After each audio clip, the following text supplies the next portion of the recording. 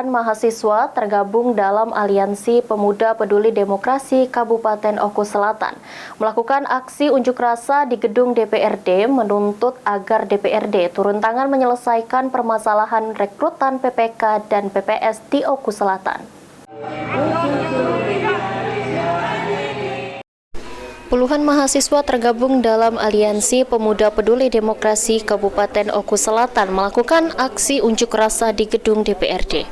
Dalam tuntutannya, mahasiswa meminta agar DPRD turun tangan menyelesaikan permasalahan atas dugaan kecurangan perekrutan PPK dan PPS di Oku Selatan.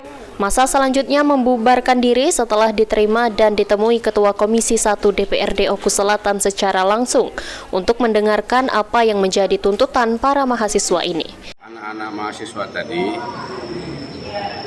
menyampaikan aspirasi opini yang berkembang di tengah-tengah masyarakat kaitan dengan rekrutmen PPS dan PPK dan PPS yang ada di Oku Selatan diduga menyimpang dari prosedur.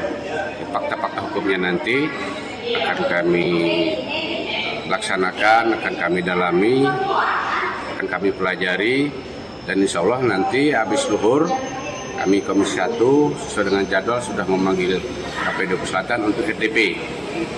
Mudah-mudahan pihak KPU bisa menjelaskan secara teknis dan kemudian tidak selesai di situ aja. Sri Fitriana, PAL TV.